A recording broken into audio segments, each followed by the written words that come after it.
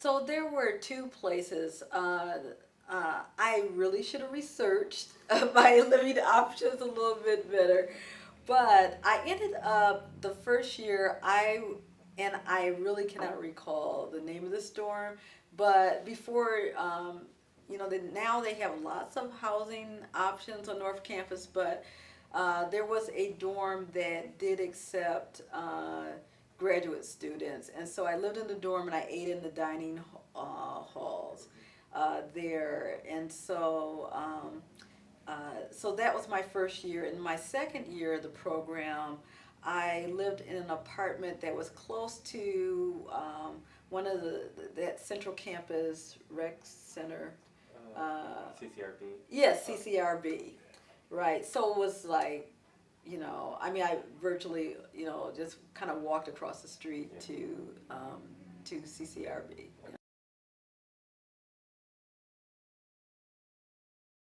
Well, I would say that my time was really mixed as far as how I felt about it looking back.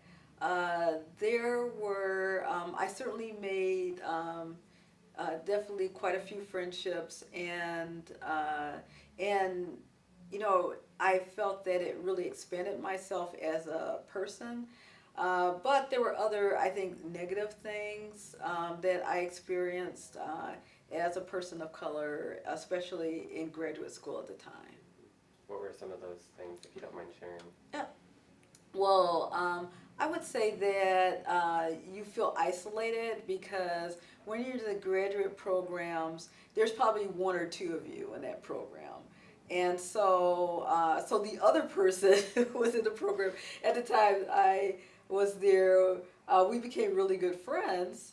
Uh, but you definitely felt isolated just because of the way the university's kind of set up. Departments tend to silo themselves, and it was really through the fact that I was involved with some other groups. Like there was a Black Student Union. I'm not sure if that is the exact name of it, but I was active with that.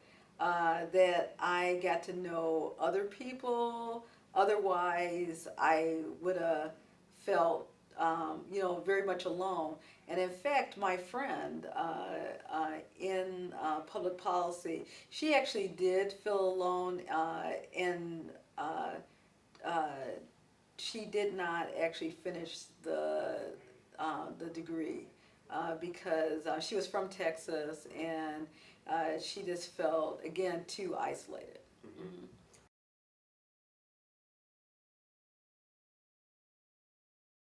I liked volunteering, and so I took on those opportunities whenever I could. So, for example, you could go and mentor students, uh, and so I did that. And so again, being a person of color and doing that, especially I remember one instance where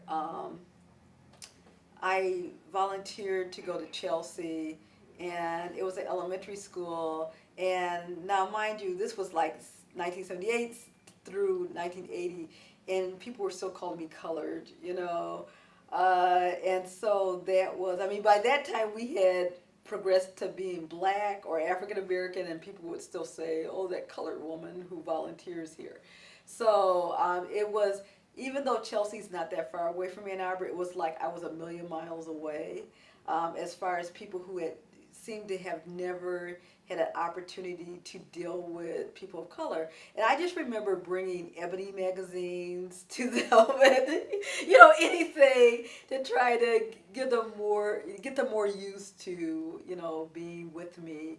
Uh, and so those opportunities I enjoyed, but I called that my missionary period. I feel like I was on mission, to educate people on black people, and I enjoy, and since I enjoy the arts, at the time there were lots of film societies. And I just remember going to films at least 3 or 4 times a week. I just thoroughly enjoyed it. Um, Oftentimes, they would have discussions afterwards, but I was able to see a lot of things that I wouldn't have been able to see at a regular movie theater. So I thought it was quite exciting, at the time. Yeah.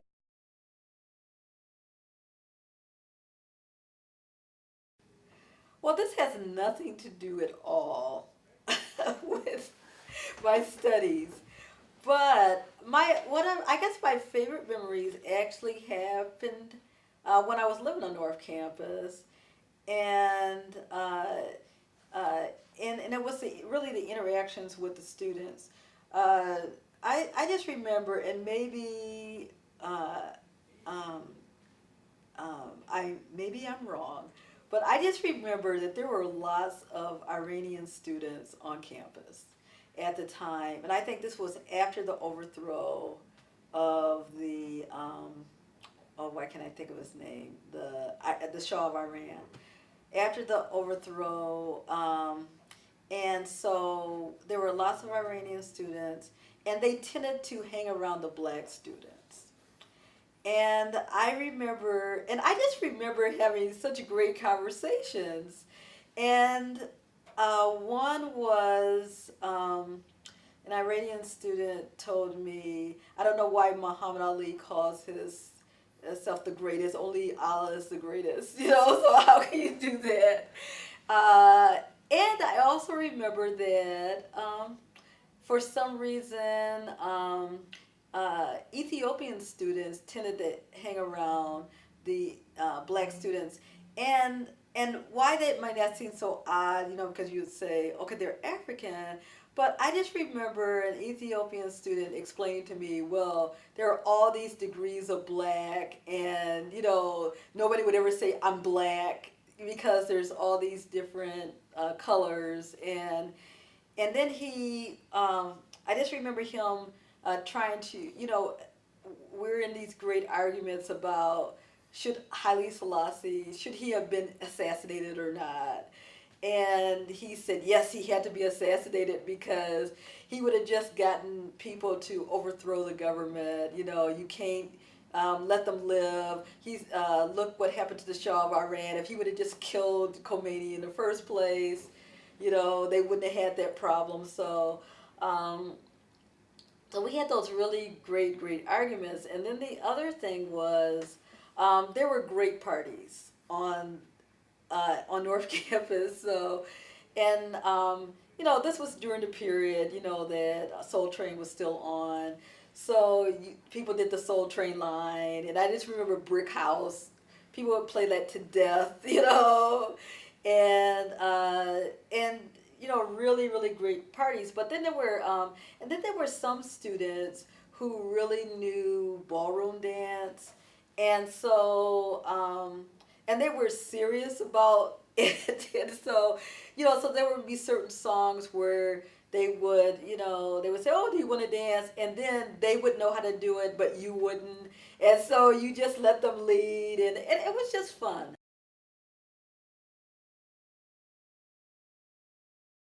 I would go back to the isolation. And this is actually in the School of Public Policy. Uh,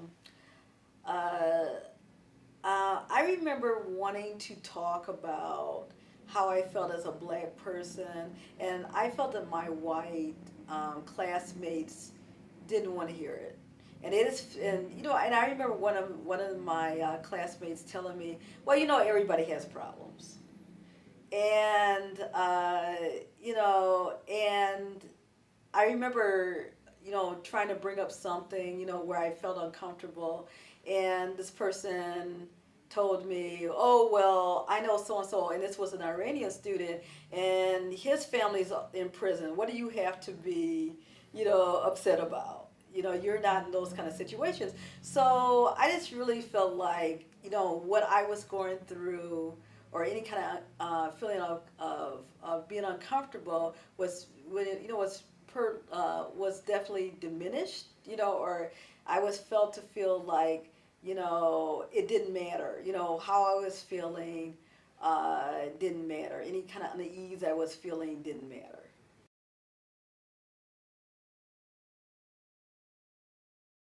Well, lots of advice, I guess. So I would say that one is, as I was mentioning, the African American friend that I had, who was in the program at the time that I was there, she felt isolated. And that was because she had not been in a situation prior to that where she felt like she was a minority.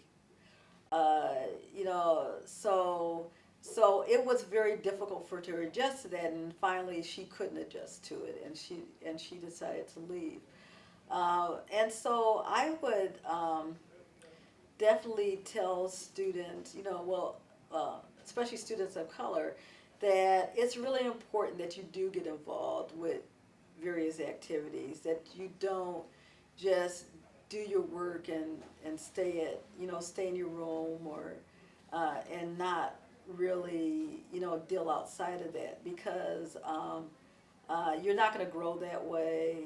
And it is a challenge, and yes, sometimes you are made to feel marginalized, but you can overcome that by opening yourself up and letting people share, and at the same time you're going to learn too.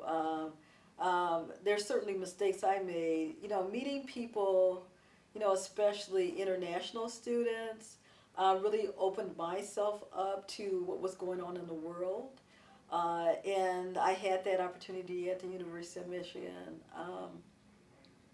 I would also say, um, for me, because and not just because I like the arts, I think the arts was a great release, and really taking the time to go to, those kind of events also helped to keep me active, uh, within the university community.